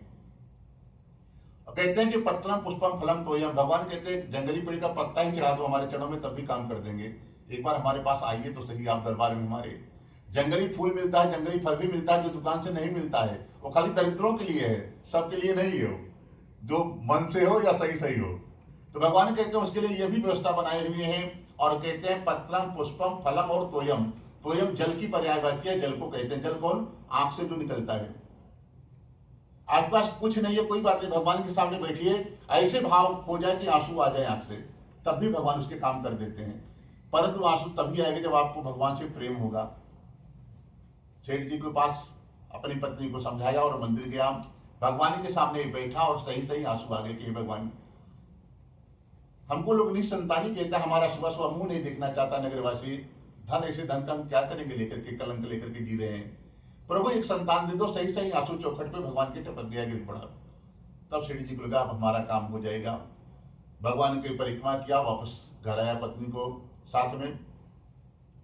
उधर 1 साल के अंदर ही जो राजा पूजन कर रहा था उसके यहाँ पुत्र का जन्म हुआ, सेठ जी के यहाँ कन्या का जन्म हुआ। सेठानी जी ने कहा देखो कंजूसी गड़बड़ कर गई, पहले कर ली होता तो पहला बेटा हो जाता, अब बेटी हो गई। अब पूजा कर लो, हमारा वंश चला, आज बेटी हुई तो कल बेटा भी हो जाएगा, अब वंश हमारा आगे बढ़ गया है, अब पूजा कर लो। सेठ जी सोचे क्यों करें, काम तो हो गया, अब क्यों धन खर्चा करें। परंतु पत्नी का विरोध कर ले इतनी दम सेठ में भी नहीं थी ना किसी में है। अब सेठ जी ने विचार किया दिमाग से काम करना पड़ेगा। पत्नी को बुलाया, बोला देवी यहाँ आओ, देखो हमारे परिवार की बहुत पुरानी परंपरा है, जब बच्चों का विवाह होता है तो उसमें सबसे पहले सत्यनारायण की कथा करनी पड़ती है। और पहले बच्चों की शादी 9 साल के अंदर सबकी होती थी और विदाई 11 साल 15 साल बाद होता था शादी के। बोले भी इतने बूढ़े नहीं है कि हम लोग जाने वाले हैं, चलो एक काम करो, भगवान से क्षमा मांग करके आ जाते हैं। प्रभु बुढ़ापे में संतान हुई है, नगर के सेठ साहूकार हैं, सबको भोजन तो कराना ही पड़ेगा, बहन बेटी आएंगे उनको भी जो मेन है गिफ्ट उनको देना ही पड़ेगा, इसी में बहुत धन खर्चा हो जाएगा। पूजा करेंगे तो अलग से गाँव वालों को फिर से खिलाना पिलाना पड़ेगा। तो भगवान तो क्षमा कर देंगे, चलो हम लोग एक बार मुझसे माफी मांग लेते हैं, प्रभु इस बार बहुत खर्चे में माफ करना, जब बेटी का विवाह करेंगे तो उसमें पक्का आपको बुलाएंगे। पत्नी को लिया, बच्चे को लिया, मंदिर पहुंचा, भगवान से क्षमा मांग लिया। भगवान करना निधान है, क्षमा मांगने से क्षमा कर दिए, कोई बात नहीं भाई, संतान हो गई। और फिर वापस आया सेठ जी, व्यापार के लिए चले गए। 5 साल बाद वापस आए तो देखा उसकी बेटी बड़ी हो गई, विवाह करने योग्य हो गई है, बाहर अपने सहेलियों के साथ खेल रही थी। सेठ जी ने अपने दूतों को बुलाया, जो सेवक थे उनको बोला कि आदेश दिया कि हमारी लड़की के लिए कोई बढ़िया बड़ी पुत्र ढूंढ करके लाइए। लोग घूमते घूमते कांचनपुर नामक नगर जाते हैं, जो हम लोग कलकत्ता के नाम से भी जानते हैं। तो एक बढ़िया सेठ जी का लड़का दिखाई पड़ा, दूतों को सेठ जी के पास लाया गया। लड़का बड़ा होनहार था, सुंदर था, तो सेठ जी को पसंद आया और फिर विवाह की तैयारी सेठ जी करने लगे। विवाह में कोई कंजूसी नहीं, बढ़िया कैमरामैन, टेंट हाउस, खाने वाला सारा बढ़िया बढ़िया होना चाहिए, क्योंकि नगर के सेठ हैं और उसमें वीआईपी नेता मंत्री विधायक सबको आना है, तो उसके लिए बढ़िया वीआईपी व्यवस्था करना है। सेठ जी ने सारी व्यवस्था बढ़िया वीआईपी की और भगवान का पूजा करना भूल गया। वो उसको याद ही नहीं था कि हमारे परिवार की क्या परंपरा है, या हमने भगवान को मंदिर में वचन देकर के आए हैं। शादी का समय आया, बारात आया, सारी व्यवस्था हुई, तो बिना पंचदेवताओं का पूजन के शादी नहीं होती है। पंचदेवताओं को गणेश गौरी नवग्रह के बाद भगवान नारायण को बुलाया गया, वो भी आए, देख रहे हैं सेठ जी के, देखो क्या है बढ़िया कमाल किया है। हमारे लिए इसके पास पैसे नहीं है और दिखाने के लिए संसार में कि सबसे बड़े आदमी हैं, सारी व्यवस्था वीआईपी किया है। और यही संसार का हाल है, दिखाने के लिए होटल में कहीं भी करोड़ों खर्चा कर देगा, जो शादी वाले पंडित जी को सबसे कम दक्षिणा दिया जाएगा और सबसे कम उसी का रहता है, बाकी सबका रहेगा। तो सेठ जी की वही हाल है, दिखाने के लिए सारी व्यवस्था टॉप लेवल का किया हो, भगवान का पूजा नहीं किया कि उसमें धन खर्चा हो जाएगा हमारा। भगवान बड़े दुखी हुए, शादी का कार्य संपन्न हुआ। फिर उसके बाद एक विधि होती है, विसर्जन किया जाता है, जो जहां से देवता आए हैं सब लोग जाएं। तो भगवान जब जाने लगे तो सेठ जी के घर में जो लक्ष्मी जी को भेजा था उनका हाथ पकड़ा, बोला चलो देवी हम लोग बैकुंठ में ही ठीक है, ऐसे आदमी का धन क्या करोगी बढ़ा करके, जो हमारे लिए उसको पास टाइम नहीं है। तो लक्ष्मी जी को लेकर के नारायण चले गए बैकुंठ। लक्ष्मी चली जाएगी, सारी समस्या अगले दिन से चालू हुई सेठ जी की। शादी का कार्य संपन्न हुआ, सेठ जी ने अपने जमाई को बुलाया और एक ही बेटी थी तो लड़का भी घर जमाई बनकर के वहीं रह गया। और बोचा कि अब सेठ जी कहा कि चलो हम लोग व्यापार फिर से प्रारंभ करते हैं। शादी के चक्कर में कई महीनों से काम धंधा बंद पड़ा था, ना में सोना चांदी रखा है सेठ जी, और व्यापार करने के लिए ये रत्नपुर नगर जाते हैं, जो हम लोग रत्नागिरी के नाम से जानते हैं। पहले एक रत्नपुर नगर था वो, तो वहां पर ये नाव के रास्ते से सेठ जी वहां पर पहुंचे हैं। और भगवान जाते जाते साधु बनिया को श्राप दे दिया था कि आज के बाद तुम्हें दारुण दुख मिलेगा, परेशानी भी कुछ न कुछ आएगी। जिस दिन वहां पर व्यापार करने के लिए गए, उसी दिन भगवान ने उस राजा के यहाँ जहां पर व्यापार करे थे, पहले मुख्यमंत्री नहीं होते थे, राजा या नगर का एक राजा होता था, तो वहां का राजा उसके नगर में व्यापार कर रहे थे। और फिर एक दिन भगवान की इच्छा हुई कि राजा के घर पर चोरी करा दिया, और राजा के धन को चोर लेकर के भाग रहे थे। पीछे से भगवान ने सिपाही का भेष बना करके सिपाही को भी खबर कर दिया कि तुम्हारे राजा के घर में चोरी हो गई है। और चोर धन किधर लेकर के भाग रहे थे, जिधर क्योंकि माया के चोर थे, जहां साधु बनिया सो रहा था। जंगल नाव के बगल में किनारे लगा करके जंगल में सो रहा था। चोर उधर ही भाग रहे थे और जाकर के चोरों ने जितना राजा का धन चुराया था सारा धन साधु बनिया के नाव में रख दिया और रख करके जंगल में इधर उधर भाग गए। और पहले जमाने में लाइट की खोज नहीं हुई थी, लाइट नहीं था, चंद्रमा और तारों का ही सहारा था। तो चोर लोग भाग गए, जंगल में छिप गए। पीछे से सिपाही दौड़ रहे थे, उन्होंने देखा कि हमारे इस क्षेत्र में ये नाव कहां से आ गई, और दो आदमी नाव के बगल ही सो रहे थे। तो सिपाहियों ने कुछ पूछा नहीं, डंडों लाठियों से इतनी पिटाई की सेठ जी की कि सेठ जी खड़े हो गए और बार बार भैया हाथ जोड़ रहे हैं कि ये क्यों कर रहे हो आप लोग, क्योंकि ऐसा सम्मान सेठ जी को पहली बार मिल रहा था। क्योंकि अभी तक जिस सभा में जाते थे लोग सोफा चेयर छोड़ करके खड़ा हो जाता था कि आइए सेठ जी, आइए सेठ जी। पहली बार भगवान ने ऐसी सम्मान दिया है। ये कभी भी सारी लीला इन्हीं की है, कब किसको कहां फंसा दे कुछ पता नहीं है। ये किसी के साथ कुछ भी कर सकते हैं, कहीं आपको दो थप्पड़ भी खिला सकते हैं, कहीं आपको माला फूल पहना करके सम्मान भी करा सकते हैं। इनसे बनी रहेगी तभी आपका सम्मान इज्जत है, आपका पर्सनल कुछ नहीं है। सेठ जी के पास सोना चांदी भी है और सेठ जी भी वही है, खाली अपनी कृपा उनके सर से हटा लिया है। तो ऐसी पिटाई हुई सेठ जी के। बगल में थोड़ा सीनियर था सिपाही, उन्होंने कहा भैया रुक जाओ, ये क्या बोल रहा है, पहले सुन तो लो इसका। तो बोला कि भैया हमने चोरी नहीं किया है, हमको नहीं मालूम है कि कौन आपका चोर है, कहाँ पे रखा है। तो एक ने कहा पहले तलाशी लिया जाए, अगर चोर होगा तो अभी आगे आगे ही भाग रहा था, धन यही आसपास ही कहीं रखा होगा कि यही चोर है। तो तलाशी लिया, सारा धन मिल गया, फिर से सब चालू हो गए मारना उसको। ऐसी पिटाई की सेठ जी की। और उसके बाद हथकड़ी लगा करके राजा के पास लाया गया। राजा को भी बार बार सफाई दे रहा है, परंतु आज इसकी एक भी बात नहीं सुनी जा रही है, क्योंकि भगवान ने अपनी कृपा हटा ली। मंदिर सब कोई पूजा करने जाता था, गरीब भी जाता है और धन वाला भी जाता है कि भगवान की कृपा हमारे ऊपर बनी रहे। अगर भगवान कृपा हटा लिए तो भाई अच्छा काम करोगे गड़बड़ हो जाएगा आपसे। तब तो सेठ जी के समझ में नहीं कि हो क्या रहा है हमारे साथ। वही सेठ है, इतना मार खाए, और राजा को भी आज बता रहे कि हमने चोरी नहीं की, ये भी हमारी बात सुनने को तैयार नहीं है। राजा ने कहा इसको तुरंत बंदी बनाया जाए, सारा धन छीन लिया जाए, इसको कठिन से कठिन कारावास में डाल दिया जाए। और अगले दिन जो घर पर ये फैक्ट्री में सोना चांदी गोडाउन में रखा था वहां भी सब चोरी हो गई, कुछ भी नहीं बचा, घर में खाने तक के सामान नहीं बचा। क्योंकि लक्ष्मी चली गई तो अपने आप सारा चीज धीरे धीरे पीछे चला जाता है, सब समाप्त हो गया, कुछ भी नहीं घर में बचा है।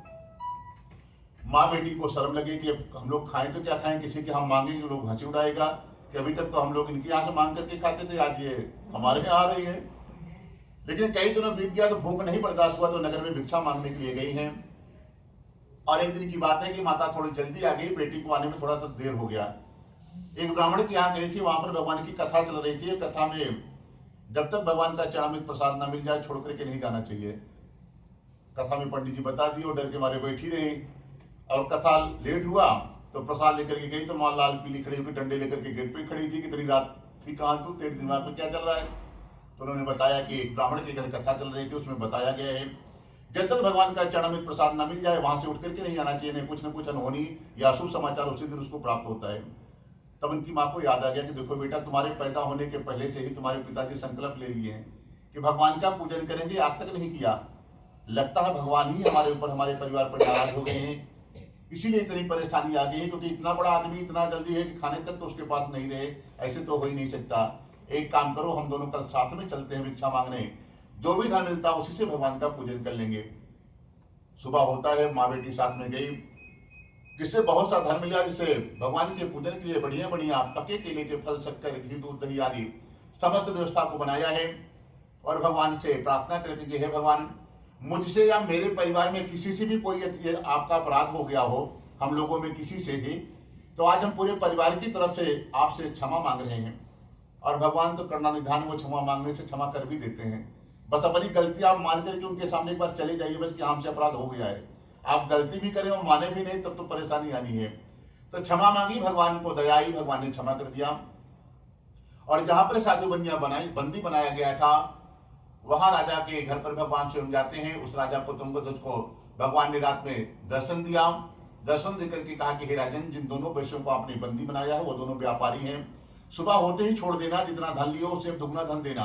क्योंकि लोग व्यापारी हैं, फ्री होते तो धन को व्यापारी लोग दोगुना बहुत जल्दी कर देते हैं। अब तुमने इनको निर्दोष होने के कारण बंदी बना लिया है, तो अब तुम्हारी जिम्मेदारी है कि धन को दोगुना करके देना है और जितना जल्दी हो सके छोड़ देना। यदि नहीं छोड़ोगे तो अगले दिन आपके यहाँ सारी समस्या इसकी आपके ऊपर आ जाएगी और आपका जो पुत्र है राज्य हम स्वयं नष्ट कर देंगे यदि हमारी आज्ञा का पालन नहीं हुआ। राजा स्वप्न से जागा सभा में गया, मंत्रियों को बताया। मंत्रियों ने आदेश दिया कि वो भगवान की वाणी है, भगवान ने जैसे आदेश दिया है आप राजन तुरंत छोड़ दीजिए।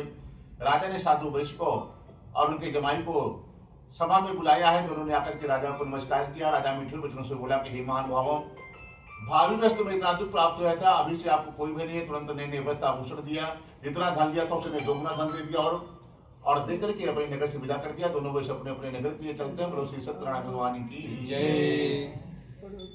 ओम श्रीमन्नारायणे नारायणे नारायण श्रीमन् नारायणे नारायणे नारायण नारायण नारायणे नारायणे नारायण कृष्ण नारायणे नारायणे नारायण गोविंद नारायणे नारायणे नारायण हरि नारायणे नारायणे नारायण सत्यनारायण भगवान की जय। और भगवान इतने बड़े खिलाड़ी हैं कि भगवान ने जेल से तो छुड़ा दिया और भगवान की इच्छा हुई इस बनिया का हमने मदद तो कर दिया है, धन भी दिला दिया है, जेल से भी छुड़ा दिया है, कपड़े भी नए नए राजा से दिला दिए हैं। अब इसके दिमाग में चल के आ रहा है चलो आज परीक्षा लिया जाए। तो भगवान ने क्या किया, ये बंशीधर बहुत परेशान करते हैं, बहुत परीक्षा भी लेते हैं सबका, ऐसे नहीं लेते व्यक्ति, इनकी आप पीछे पड़ोगे तभी ये कृपा करेंगे। तो भगवान ने क्या किया, सोचा कि आज इसकी परीक्षा लिया जाए कि इसके दिमाग में क्या चल रहा है। अब अचानक गरीबों को किसी को अगर फ्री का धन कहीं से मिल जाए तो उसके दिमाग में क्या चलता है हमको भी पता लग जाएगा कि ये लोग के दिमाग में क्या चलता है। तो भगवान तुरंत भेष बदला, एक ब्राह्मण बन गए, फटे पुराने कपड़े पहन लिए, एकदम बूढ़ा आदमी बन गए, हाथ में दंडी ले लिया और इतना पतला शरीर कर लिया कि 6 महीने जैसे भोजन नहीं मिला हो इनको। और धीरे धीरे सेठ जी की तरफ जा रहे हैं। सेठ को लगा कि इस नगर का लगता बहुत गरीब आदमी है, हमको बड़ा आदमी समझ करके आ रहा है कि कुछ मदद मिल जाएगा, परंतु ये लगता है हमारे विषय में जानता नहीं है कि इसको कुछ मिलने वाला नहीं है हमारे पास, बिना मतलब कि ब्राह्मण हमारे पास आ रहा है। भगवान धीरे धीरे जाकर के सेठ जी के सामने प्रकट हो गए और कहा कि सेठ जी तुम्हारे नाम में क्या रखा हुआ है। भगवान जो देते हैं उसी की परीक्षा लेते हैं, भगवान से दुनियादारी से कोई मतलब नहीं। भगवान ने धन दिलाया था वही पूछने गए थे और सेठ जी इतनी जोर से डांटा भगवान को, अरे दरिद्र ब्राह्मण क्यों पूछता, क्या धन लेना चाहता है, हमारे नाम में बेल पत्ता भरा हुआ है। भगवान ने दोनों हाथ उठा करके आशीर्वाद दे दिया कि जो तू बोल रहा तुम्हारा ही वचन तुरंत सत्य हो जाए। और सारा सोना चांदी उसका बेल पत्ता हो गया, उसको खबर भी नहीं है। तो भगवान ने कहा कि देखो सेठ जी, तुमको लगता है कि हम साधारण ब्राह्मण हैं, तो साधारण नहीं है, बहुत सिद्ध ब्राह्मण हैं। हम तुमको आशीर्वाद देने के लिए आए थे कि तुम्हारे नाम में जो भी रखा हो 10 गुना बढ़ जाए। और ये भरोसा नहीं तो मुड़ करके देख लो, तूने बेल पत्ता बताया था 10 गुना हो गया है। मुड़ करके देखा ऊपर तक बेल पत्ता भर गया। वहीं पर गिरा, मूर्छित हुआ। कई घंटों बाद जब होश आया तो साथ में जमाई था, उन्होंने कहा कि ससुर जी अब रोने से कुछ नहीं होने वाला है, लगता है कोई साधारण ब्राह्मण नहीं है, आप जाइए उससे क्षमा मांगिए, नहीं तो अब सेठ जी बनना भूल जाइए, फूल माला ही बेचोगे पूरा जीवन अब। जमाई के समझाने के बाद सेठ जी उठते हैं और जाके त्राहिमाम करके भगवान के चरणों में लेट गया। जब भगवान के चरणों की तरफ देखा तो पहचान गए तो साक्षात नारायण है, क्योंकि भगवान कभी भी भेष बदल करके आप लोगों को मिलेंगे तो पूरा शरीर बदल देंगे, चरण नहीं बदलते हैं भगवान, चरण बने ही रखते हैं, उसमें शंख चक्र गदा पद्म सब कुछ बनाता हो, तो देखते ही पहचान गए तो साक्षात नारायण है। हाथ जोड़ करके रोने लगा, प्रभु आपको हम पहचान गए, आप कौन है, आपकी माया तो ब्रह्मा आदि भी नहीं जान पाए, तो हम साधारण मनुष्य कैसे जान सकते हैं, प्रभु हमारे ऊपर कृपा करें, हमने आपसे झूठ बोला है, हमारे नाम में बेल पत्ता नहीं सोना चांदी रखा था। तब भगवान मुस्कुराए, बोले हमने तो दिलाया था आपको और हम ही से झूठ बोल गए ब्राह्मण समझ करके। फिर बार बार क्षमा मांगा, भगवान ने कहा कि ठीक है, आज के बाद तो कभी झूठ मत बोलना, झूठ बोलना महापाप है, एक बार आप झूठ बोलेंगे तो उसके छिपाने के लिए 10 झूठ और बोलना पड़ेगा, और एक झूठ बराबर एक हत्या का पाप लगता है, झूठ बोलना साधारण पाप नहीं है। परेशानी तो वही करना है कि आप एक झूठ बोलोगे तो उसको छिपाने के लिए 10 बात और झूठ बोलना पड़ेगा, तो 10 गौ हत्या हो गई आपकी, बिना मतलब के पाप आपको बढ़ गया।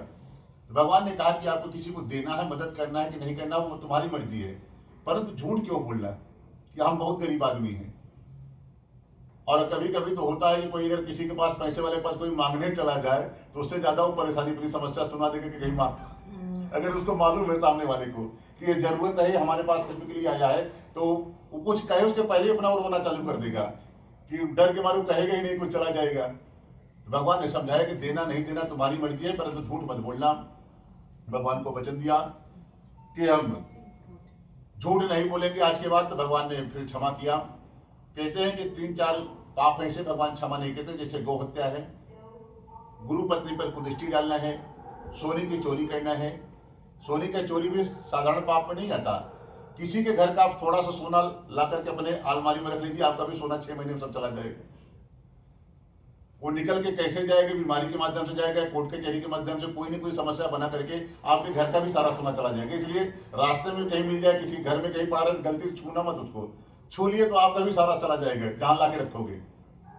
इसलिए ये सब महापाप में आते हैं, इससे बचना है। तो उसी श्रेणी में झूठ बोलना भी है, इससे आप लोगों को बचना है, झूठ नहीं बोलना है। तो भगवान से क्षमा मांगी, भगवान ने क्षमा कर दिया। उसके बाद सारा बेल पत्ता नष्ट हो गया, सोना चांदी हुआ। भगवान का पूजन करके साधु मुनिया धीरे से अपने नगर पहुंच गए। तो वहां पर पहले नाव चलाने वालों को भेजा कि जाकर के संदेशा दे दो, फिर हम लोग घर पहुंचते हैं। जाकर के नौका वाले ने संदेशा दिया। आज कलावती लीलावती फिर से भगवान का पूजन करे थे कि भगवान हमारा पति जमाई आ जाए। जैसे समाचार मिला कि सेठ जी नगर के पास आ गए हैं, शेषानी जी ने भगवान का पूजन जल्दी जल्दी किया और पति के दर्शन के लिए चली जाती है। बेटी को भी बोला कि बेटी तू भी जल्दी से आ जाना, तुम्हारा भी पति आया है। बेटी ने भी जल्दी जल्दी भगवान का पूजन किया और पंडित जी ने बोला चरणामृत प्रसाद लेकर के जाना होता, उसने प्रसाद भी नहीं लिया, अवज्ञा करके चली गई। वहां पर पहुंची तो क्या देखा, समुद्र में फिर लहर आ गई और साधु बनिया की नाव और जमाई जल में डूब गया। जब उसकी बेटी को मालूम है कि हमारा पति जल में डूब गया तो जोर जोर से रोने लगी।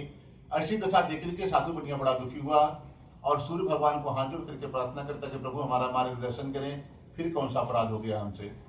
तुरंत सूर्य भगवान ने आकाशवाणी की कि हे भगवान, हे सेठ जी, तुमसे कुछ भी अपराध नहीं हुआ, तुम्हारी बेटी और पत्नी घर पर पूजन रखा था, इन लोगों ने प्रसाद का अपमान कर दिया जिसके कारण तुम्हारी ये दशा हो गई। एक काम करो, तुम लोग घर जाओ, भगवान से क्षमा मांगो, प्रसाद खाओ, वापस आओ, तो अभी आपकी नाव और पूरा धन सब मिल जाएगा।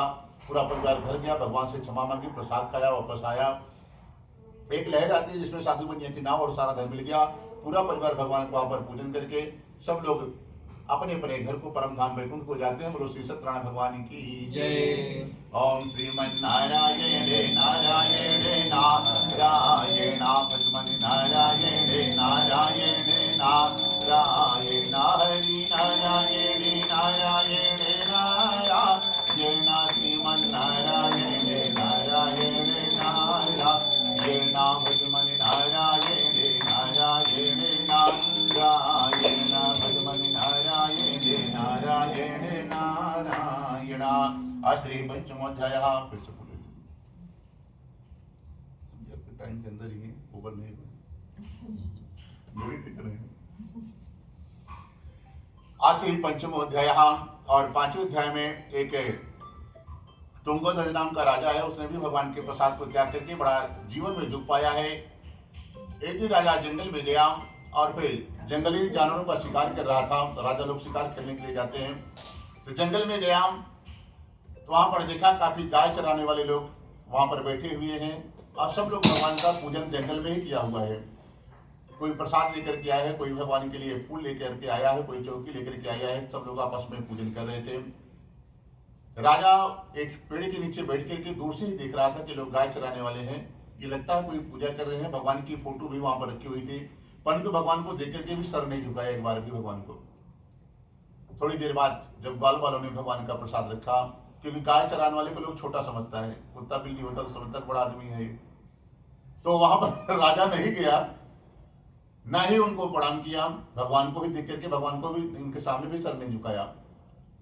पूजन पूर्ण हुआ तो ग्वाल वालों ने सोचा कि कोई बात नहीं, ये राजा है, बड़ा आदमी है, यहाँ पर आया कि नहीं आया, हमारी जिम्मेदारी है कि पहले इसको प्रसाद चढ़ावे देते हैं, फिर बाद में हम लोग आपस में खाएंगे। एक छोटा सा बालक प्रसाद लेकर के राजा को देने के लिए गया, परंतु राजा के मन में वही अहंकार था, धन की गर्मी बहुत ज्यादा होती है, इतना जोर से उसको डांटा कि तुम्हारी हिम्मत कैसे, तुम लोग छोटी जात के उनको प्रसाद देने की, हम राजा हैं तुम्हारे नगर के, तुम्हारे हाथ के बर्तन का कैसे प्रसाद खा सकते हैं। और वही प्रसाद छोटा सा बालक लाकर के भगवान के चरणों में बैठ करके रोने लगा, और उसको रोते हुए देख करके भगवान खुद रोने लगे, मूर्ति से आंसू गिर पड़ा। भगवान कभी बच्चों के साथ बच्चे बन जाते हैं, कभी भी ध्रुव प्रहलाद की कथा आप सुने होंगे, जितना छोटा भगत होगा भगवान उसी तरह बच्चों के जैसे करते हैं, जैसे वो बालक करेगा वैसे हो। तो भगवान छोटा सा बालक को रोते देख करके भगवान की आंखों से आंसू गिर पड़ा। आंसू से जैसे गिरा धरती पर अग्निदेव प्रकट हो गए।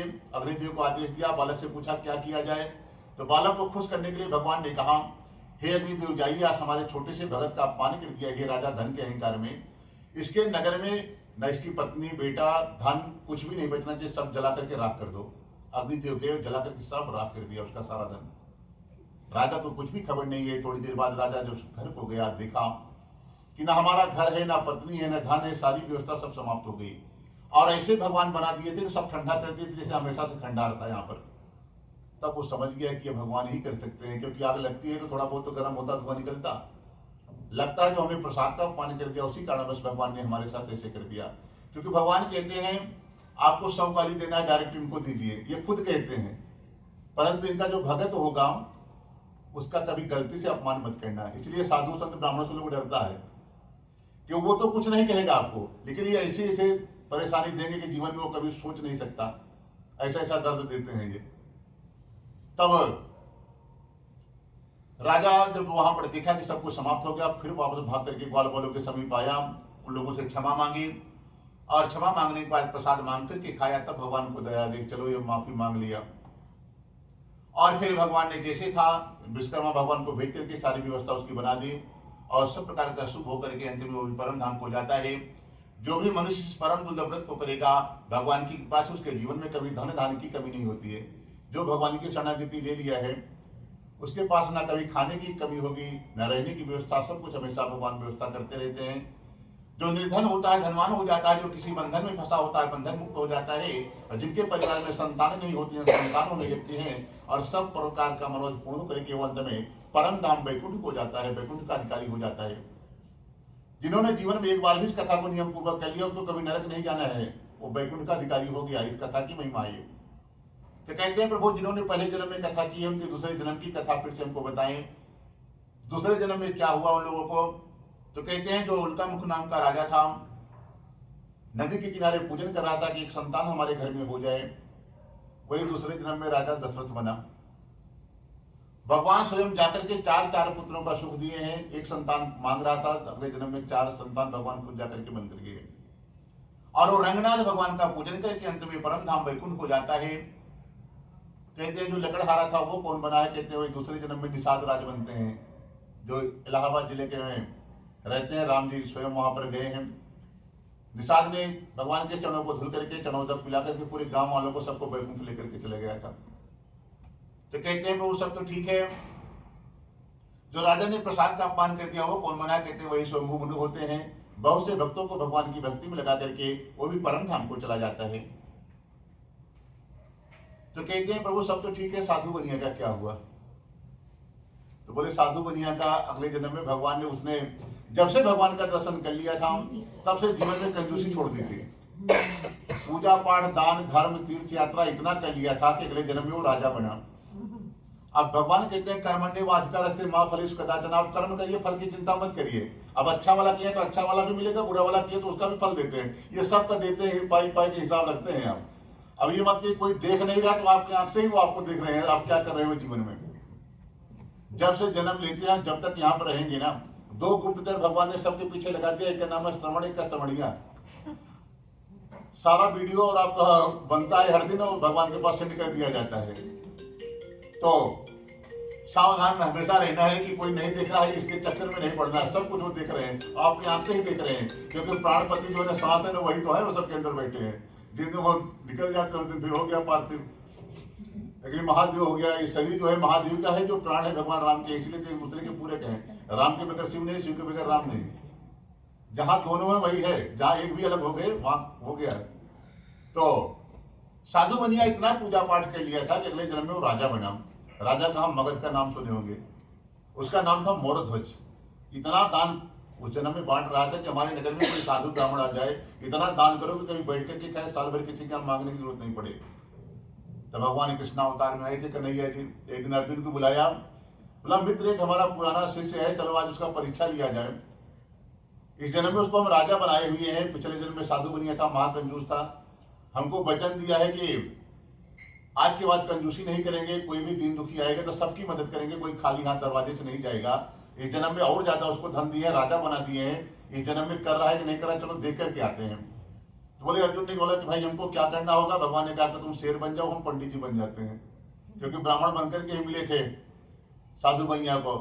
तो कन्हैया जी ने फिर से ब्राह्मण का वेश बनाया, बढ़िया टीका चंदन बड़ी सी चोटी रख ली और अर्जुन को शेर बनाया, उनके गले में रस्सी डाल करके कंधे पे लेकर के पहुंच गए मगध। हाँ शेर, बोला कि तुम शेर बन जाओ, हम पंडित जी बन जाते हैं। तो देखते हैं उसकी परीक्षा लिया जाएगा क्या कर रहा है वो जीवन में। मगध पहुंचे कन्हैया जी, तो जैसे ब्राह्मणों को आदेश था कि कोई भी ब्राह्मण है तो खूब दान करो, तो इनके लिए भी खाने पीने का कपड़ा सोना चांदी खूब आया। बोले भैया हमें ये सब नहीं चाहिए, हम अलग टाइप के ब्राह्मण हैं, हम जो लेते हैं मुखिया यजमान से ही लेते हैं। अपने राजा को सूचना दीजिए कि आपके दरवाजे पे कोई ब्राह्मण आया है, वो आपके हाथ से ही लेना चाहता है, आपके सेवकों के हाथ से नहीं लेगा। मंत्रियों ने जाकर के सूचित किया कि भाई आपके दरवाजे में पहली बार एक ब्राह्मण आया है और चारों तरफ से किरण निकल रही, इतना तेजस्वी ब्राह्मण है कि चमक रहा है उसका चेहरा, और शेर लेकर के आया है। तब तो राजा भी समझ गया ब्राह्मण कहाँ शेर लेकर के घूमता है, कोई विशेष आदमी होगा। अपने सिंहासन से उठा भाग करके आया, भगवान के चरणों में लेट गया, ब्राह्मण देवता को प्रणाम किया और कहता कि आप आदेश करें ब्राह्मण देवता, आपको क्या चाहिए। तो भगवान ने कहा कि देखो आपका ये धन सोना चांदी हमको नहीं चाहिए, हमारा सेठ ये शेर साथ में आया है, इसका अखंड व्रत चल रहा है 6 महीने से, इसकी इच्छा है कि जो तुम्हारे पास एक बेटा है उसी को खाना चाहता है, तभी अपने व्रत को ये तोड़ेगा, नहीं तो ये अपने प्राण त्याग देगा। कि तुम्हारी दान की महिमा देवता लोग भी गाते हैं, पूरे संसार में गाया जाता है। आपकी दान को सुनकर के ही आया कि चलो वो राजा ही धरती पर एक आदमी है हरिश्चंद्र के बाद को जो सब ब्राह्मणों को संतुष्ट करता है। और बड़ी आशा से आए, नहीं तो शेर अपना सूख रहा है, इसका शरीर शांत हो जाएगा। और पूर्व जन्म में जिसको भगवान एक बार सही से मिल जाए ना, जितना भी जन्म ले लो आपको सारा जन्म याद रहेगा हम किसको कब कहाँ पे वचन दिए हैं। साधु बनिया को याद था कि हमने साक्षात भगवान को वचन दिए पूर्व जन्म में कि यदि वो चीज है तो हमारे दरवाजे से ब्राह्मण साधु कभी वापस नहीं जाएगा। और बेटा था, बोला वापस कर देंगे तो 1000 साल नरक में पड़े रहेंगे। शर्त मान गया, कोई बात नहीं, भगवान ने मान गया। तो फिर शर्त को और टाइट किया भगवान ने कहा देखो राजन, हमारा शेर खाली दाहिना भाग खाता है, बायां भाग नहीं खाता है। बोले वो समस्या, बोले कोई बात नहीं। बोले भगवान ने फिर कहा कि भाई एक काम करो राजन, जो उस पर भी मान गया। भगवान ने एक शर्त और रखी, बोला देखो पति पत्नी ही अपने बेटे को आने से काट करके दोगे तभी खाएगा हमारा शेर। भगवान कितनी कठिन परीक्षा लेते हैं, फिर उस पर भी वो मान गया। तो भगवान ने एक शर्त और रख दी कि ना तुम्हारी पत्नी की आंख में आंसू आए, ना तुम्हारी आंख में आंसू आए, ना तुम्हारे बेटे की आंख में आंसू आए। क्योंकि यह दान देना है तो उसके प्रति आपको मोह है, तब भी दान देने का पुण्य नहीं मिलता है। अभी सोना चांदी गाड़ी मोटर किसी को दान कर रहे हैं और आपके मन में थोड़ा भी मोह रहेगा, अपना रहेगा तभी तो तकलीफ होगा। तो वो भगवान उसको बता रहे हैं कि किसी की आंख में आंसू आ गया तब भी हम दान नहीं लेंगे। उसको अपना पूर्व जन्म याद था, बोला कि कोई बात नहीं भाई, वापस भी नहीं कर सकते हैं। आपको हमने वचन दिया है, भगवान को साक्षात मान गया, नगर से आरा मंगाया है, बेटे को बुलाया, पत्नी को बुलाया, अपने बेटे को ही आरे से काट रहा था। जैसे थोड़ा शरीर कटा, बच्चे के आंख में आंसू आ गया। भगवान ने देख लिया, अर्जुन को बोला चलो, इशारा किया, पीछे से मुड़ करके चलने लगे। तब छोटा सा बालक हाथ जोड़ करके कहता है कि महाराज क्यों जा रहे हैं? हमको इस शरीर से मोह नहीं है। आज तो नहीं, ये 70, 80, 100 साल में शांत एक दिन होना ही होना ही है। मिट्टी का पुतला है और मिट्टी में मिलाने गांव वाला नहीं आएगा, हमारा ही जो घर का ही, हमारा ही कोई आदमी हमको जला करके मिट्टी में मिला देगा। इसलिए यदि आपको ये लग रहा होगा कि हमको कुछ दर्द हो रहा है या कुछ मोह है, तो शरीर से कोई मोह नहीं। हमको तो दुख इस बात का था कि आपने दाहिना भाग मांगा, बायां भाग घर वाले लेकर के क्या करेंगे। आप जैसा ब्राह्मण धरती पर आ जाए तो पूरा शरीर दान ले लेते तो हमारा जीवन तो धन्य हो जाता। तो भगवान पूरी तरह बंसी लेकर के खड़े हो गए चतुर्भुज रूप में। पता है कि हम नारायण हैं, हम आपकी परीक्षा लेने के लिए आए थे। जो शरीर कटा था वो भी जुड़ गया, आरा बगल में बाहर रखवाए भगवान, और अपने वास्तविक रूप में आकर के खड़े हो गए। जो शेर बने थे अर्जुन भी अपने स्वरूप में आ गए, और भगवान ने कहा कि तुम्हारी परीक्षा लेने के लिए आए थे, अब तुम परीक्षा में पास हो गए। आज तक हमने किसी की ऐसी परीक्षा नहीं ली है। तुम पहले आदमियों की इतनी कठिन परीक्षा ली, तुम पास हो गए, अब तुम वरदान मांगो, क्या चाहिए तुमको? क्योंकि हमारा नियम है, किसी की परीक्षा लेते हैं बदले में हमको भी देना होता है। हम तुमसे बहुत प्रसन्न हैं, राजन कुछ भी मांग लो। राजा कहता है प्रभु आज तक हमने ब्राह्मण को खाली दिया है, लिया नहीं है। थोड़ी देर पहले आप ब्राह्मण बन करके आए थे, भगवान बन करके आए होते तो जरूर ले लेते। आप ब्राह्मण बन करके आए थे, ब्राह्मणों को हमने दिया है, हमारा नियम टूट जाएगा। भगवान ने कहा कि देखो, ब्राह्मण बन करके आए थे, हैं क्या? ये तो मालूम है हम साक्षात भगवान नारायण हैं। यदि आज तुम नहीं लिए तो हमारा नियम टूट जाएगा। हमने भी जिसका परीक्षा लिया हमको भी देना पड़ता है। तो भगवान से हाथ जोड़कर कहता है प्रभु हम आपके नियम को नहीं तोड़ना चाहते हैं, यदि देना चाहते हो तो आज ऐसा वरदान दे दो कि आज के बाद जो भी तुम्हारी भक्ति करे कभी उसकी परीक्षा मत लेना। उस कितना महापापी से भी पापी आत्मा हो, अगर आपकी शरणागति लेना चाहता है, आपके पास आना चाहता है तो अपने गले लगा लेना, पर उसको ठुकराना मत कभी। भगवान ने वचन दिया कि आज के बाद हम किसी के दोष अवगुण को नहीं देखेंगे। जब वचन देते हैं कोई भी हमारी भक्ति ग्रहण कर सकता है, तब से भगवान किसी की परीक्षा नहीं लेते हैं। वो राजा मोरध्वज की कृपा है। अपने बच्चे को देकर के भगवान से वरदान ले लिया कि कोई भी भगवान की पूजा कर सकता है। महापापी भी पापी आत्मा जाए भगवान के सामने और हाथ उठा करके कहते प्रभु आपकी शरणागति ले रहे हैं, तो भगवान उसको गले लगा लेते हैं। सारे पाप उसको नष्ट कर देते हैं, क्षण भर में भंग हो जाता है। जो एक बार भगवान के सामने चला जाके हाथ उठा करके भगवान से हाथ जोड़ ले, तो भगवान ने वचन दिया और भगवान ने एक वरदान और दिया कि जा तूने आर्य से परीक्षा लिया है तो इस क्षेत्र का ही नाम आज से हम आरा रख देते हैं। तो बिहार का एक क्षेत्र आज तक उसको आरा बोलते आ रहे हैं। बोलो श्री सत्यनारायण भगवान की जय। ओम श्रीमन्नारायण नारायण नारायण नारायण नारायण नारायण माता नारायण पिता नारायण माता नारायण पिता नारायण गुरु नारायण नारायण नारायण भजमनि नारायण नारायण नारायण ब्रह्मा नारायण विष्णु नारायण ब्रह्मा नारायण विष्णु नारायण शिवजी नारायण नारायण नारायण भजमनि नारायण नारायण नारायण सूर्य नारायण चंद्र नारायण सूर्य नारायण चंद्र नारायण तारे नारायण नारायण नारायण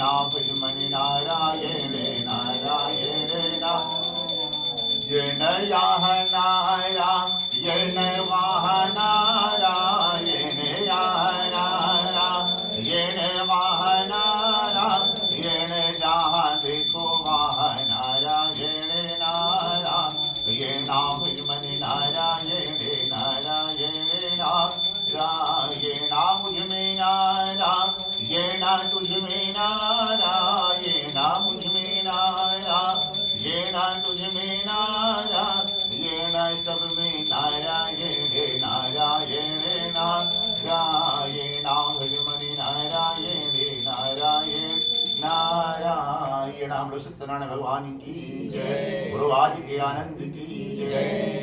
चलिए सब लोग भगवान के सामने अर्पण करिए। ओम पत्रम पुष्पम फलम तोयम महा। ओम पूर्णः पूर्णमिदं पूर्णस्य पूर्णमुदच्यते पूर्णस्य पूर्णमादाय पूर्णमेवावशिष्यते। स्टूल आराम से हटवा दीजिए यहाँ से सामने से।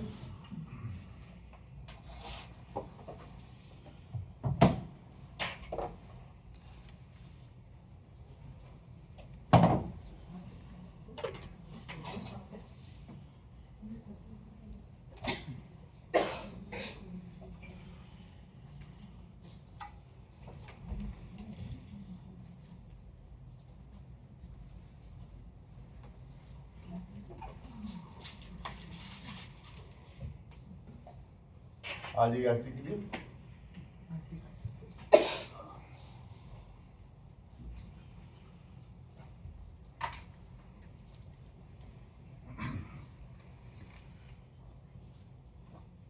माटी से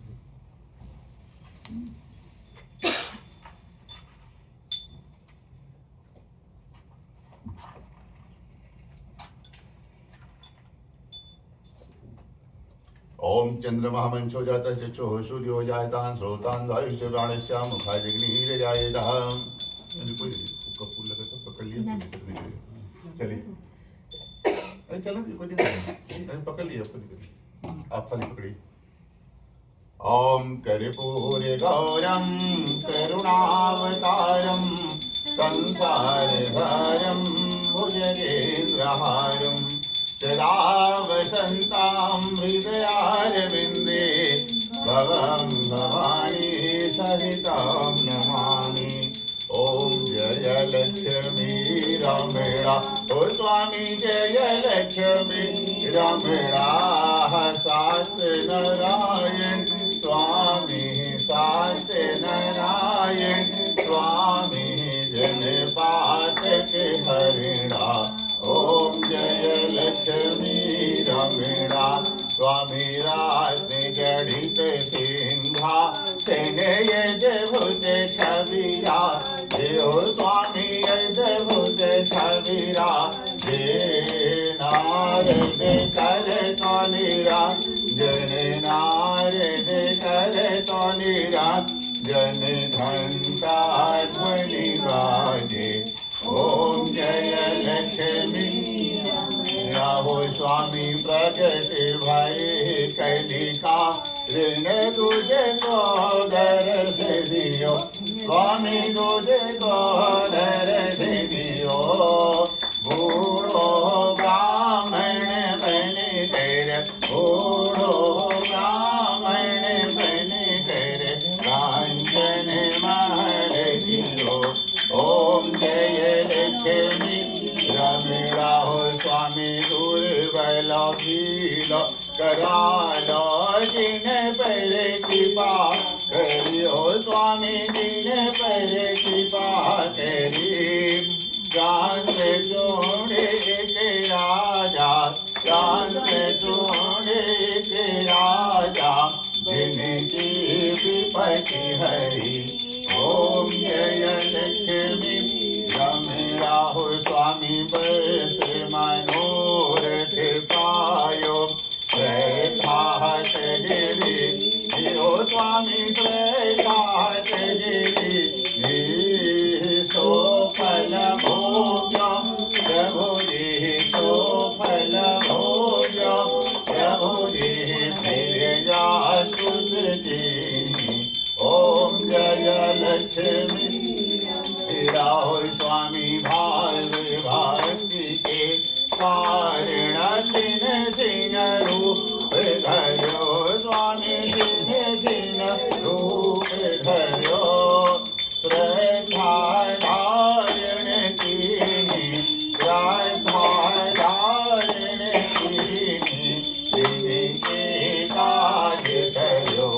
ओम जय लक्ष्मी रमणा स्वामी बाल बाल संग राजा मन में भक्ति करी। ओ स्वामी मन में भक्ति करी मन वांछित फलो दीना मन इच्छा फलो दीना दीन दयाल हरि ओम जय लक्ष्मी रमे आहो स्वामी चढ़ते प्रसाद सेवाया कदली फल में वाहो स्वामी कदली फल में वाह धूप दीप तुलसी से धूप दीप तुलसी से राजे सतदेवा ओम जय लक्ष्मी स्वामी सत्य नारायण जी की यार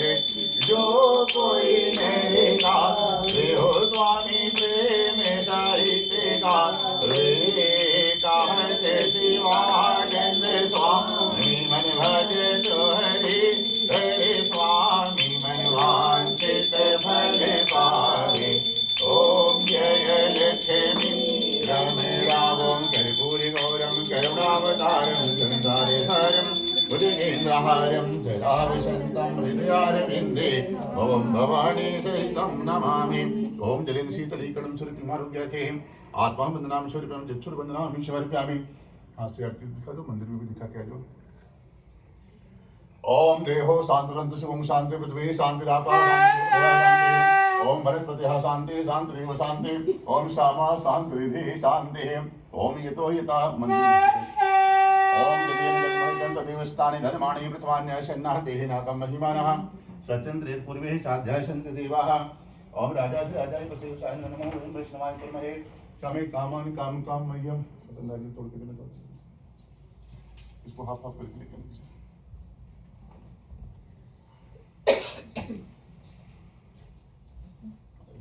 सब लोगों पहले आप लोग बोलिए ओम जजेन जगमहिजंत देवस्थानि धर्माणि प्रथमान्यासन्नः तेहिनाकं महिमानः सत्येन्द्र पूर्वे साध्याय सन्ति देवाः ओम हरि ओम एकदंताय विद्महे वक्रतुंडाय धीमहि इधर फूल ओम हरि ओम जजेन जगमहिजंत ओम जजेन जगमहिजंत देवस्थानि धर्माणि प्रथमान्यासन्नः तेहिनाकं महिमानः सत्येन्द्र पूर्वे साध्याय सन्ति देवाः राजाधिराजाय विशेषानो नमो वयं वैष्णवाय कुर्महे समे कामानि काम कामाय वयं कामेश्वर वैष्णवाय सुवीराय वैष्णवाय महाराजा नमः स्वस्ति साम्राज्यं भोज्यं चोराज्यं परिराज्यं पारमेष्ठं समंत परिसादि सर्वमा सर्वायुखंता दापड़ा तदिव्य समंत परिहिता एकराटि तत्व श्लोकोदगीतो मर्ता परमेश्वर मर्त्य शोषण गृह ओम हरिमा एकदंता विद्महे वक्रतुंडाय धीमहि तन्नो दन्ति प्रचोदयात् कात्यायन विद्महे कन्याकुमारी धीमहि तन्नो दुर्गे प्रचोदयात् नारायण विद्महे वासुदेवाय धीमहि तन्नो विष्णु प्रचोदयात्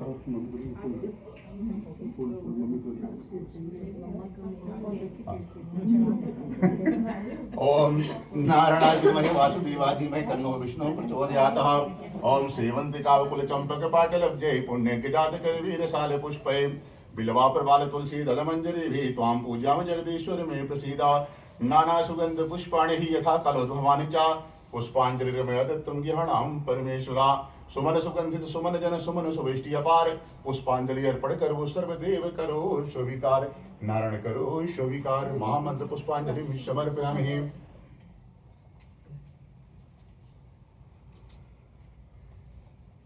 ओम त्वमेव माता च पिता त्वमेव त्वमेव बन्धो च सखा त्वमेव त्वमेव विद्या द्रविडं त्वमेव त्वमेव सर्वं मम देव देवा कायेन वाचा मनसेर्वा बुद्ध्यात्मना मा प्रकृति स्वभावा करोमि अज्ञान सकलं परस्मै नारायणायेति समर्पयामि। 4 बार भगवान के सामने परिक्रमा करिए, बाकी भी जो पाप बचा हो 4 बार घूमने से सब स्वभाव हो जाता है।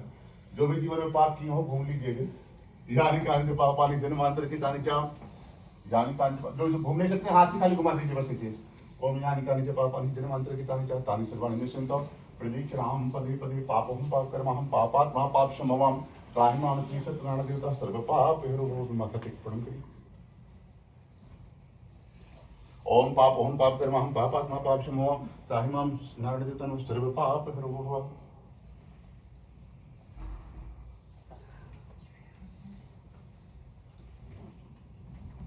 एक प्लेट देना प्लेट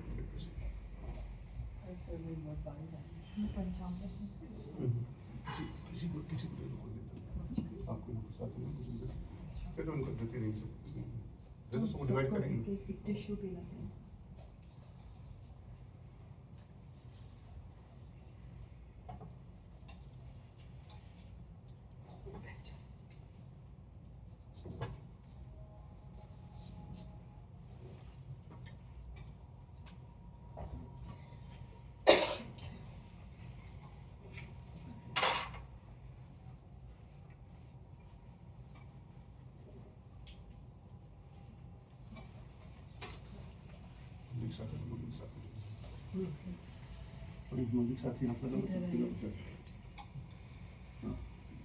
ओम मंत्राचा शिवराशंकर गुणमशंत मनोरथम सत्गुणाम बुद्धिनाश सुमित्रा मत्सव धनमान को लक्ष्मी मानो काम नासिक